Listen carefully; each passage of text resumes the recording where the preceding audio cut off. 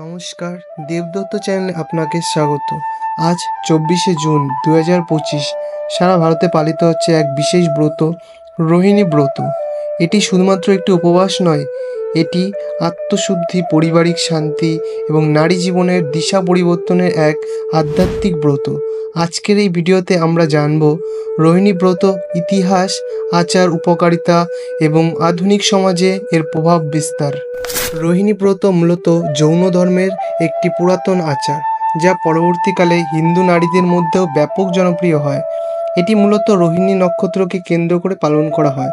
বিশেষ করা হয় এই নক্ষত্রে ব্রত পালন করার পারিবারিক দুঃখ কেটে যায়, স্বামী দীর্ঘায়ু হন এবং সন্তান লাভের সম্ভাবনা বেড়ে যায়। 2025 সালে 24শে জুন রোহিণী নক্ষত্র শুরু হয় ভোর 4:10 এবং শেষ হয় 12:54। এই সময়ের মধ্যে ব্রত পালন সবচেয়ে শুভ। জ্যোতিষী মতে রোহিণী চন্দ্র নক্ষত্রের মধ্যে সবচেয়ে সুন্দর ও ফলদায়ক। এটি শ্রীকৃষ্ণের জন্ম নক্ষত্র বলেও পরিচিত। এই ব্রত পালনের জন্য খুব বেশি দরকার হয় না, তবে মনে থাকে নিষ্ঠা চাই। সকালে উঠে স্নান সেরে পবিত্র বস্ত্র পরে দেবের স্থানে বসতে হয়। উপকরণ হিসেবে দরকার গঙ্গা জল, ফুল, চন্দন, ধূপ, প্রদীপ, ফলমূল, দুধ এবং একটি ব্রতের থালা। রোহিণী নক্ষত্রে ব্রত শুরু করতে হয় এবং নির্দিষ্ট নিয়মে দেবী রোহিণীর আরাধনা করতে হয়। রোহিণী ব্রতের মূল আকর্ষণ হলো উপবাস। উপবাস হতে পারে নির্জলা, শুধু জল বা ফলাহার।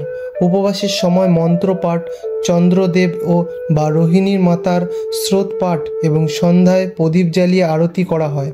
কিছু পরিবার রাতে ভোগ দিয়ে ব্রত ভঙ্গ করা হয়, আবার কেউ কেউ পরদিন সূর্যোদয়ের পর উপবাস ভঙ্গ করেন। রোহিণী ব্রতের সবচেয়ে বড় উপকারিতা হলো পারিবারিক সুখ ও দাম্পত্য কল্যাণ। বিশেষ করা হয় এই ব্রত পালনের ফলে রোগমুক্ত, সন্তান প্রাপ্তি এবং সাংসারিক শান্তি আসে। তাছাড়া এটি নারীর আত্মবিশ্বাস ও ধৈর্য বাড়ায়। এই ব্রত এক ধরনের ধ্যান ও আত্মসমর্পণের পথ। জৈনদের মধ্যে এই ব্রত পালন করা হয় দীর্ঘ 5, 7 বা 9 বছর ধরে। হিন্দু নারীরা সাধারণত মাসিক 1 বছরে একবার পালন করেন। জৈন মতে এই ব্রত আত্মশুদ্ধি ও মোক্ষের দিকে এগিয়ে নিয়ে যায়। হিন্দু মতে এটি সংসারের সুখের জন্য করা হয়, কিন্তু মূল চেতনা দুইটি একই: আত্মনিয়ন্ত্রণ ও ভক্তি। ভারতের বিভিন্ন প্রান্তে ব্রত পালনের ধরন কিছুটা আলাদা। উত্তর ভারতে জৈন সম্প্রদায়, পশ্চিমবঙ্গে হিন্দু গৃহবধূদের মতো, তামিলনাড়ু ও মহারাষ্ট্রে এটির প্রচলন রয়েছে। আজকের দিনে শহরাঞ্চলেও এই ব্রত অনেক ঘরেই বসে অনলাইনে পুজোর আয়োজন করেও পালন করা হচ্ছে। আজকের আধুনিক জীবনেও যেখানে পারিবারিক টানাপোড়েনের, দাম্পত্য চাপ, সন্তানের জন্য উদ্বেগ, এই সময়ে রোহিণী ব্রতের মতো আচার মানুষের মনের ভর হালকা করে দেয়, আশার আলো দেখায়। বিশেষ করে নারীরা এই ব্রতের মাধ্যমে নিজেদের আত্মিক শক্তিকে জাগ্রত করতে পারেন।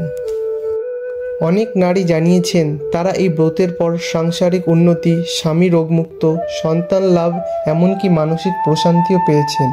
আজকের দিনে যদি কেউ মনে থাকে এই ব্রত পালন করে, তার জীবনেও আসতে পারে আলোকিত পরিবর্তন।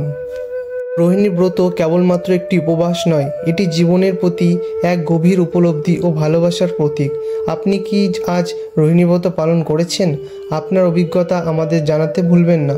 ভিডিওটি ভালো লাগলে শেয়ার করুন, লাইক দিন এবং দেবদত্ত চ্যানেলটি সাবস্ক্রাইব করুন।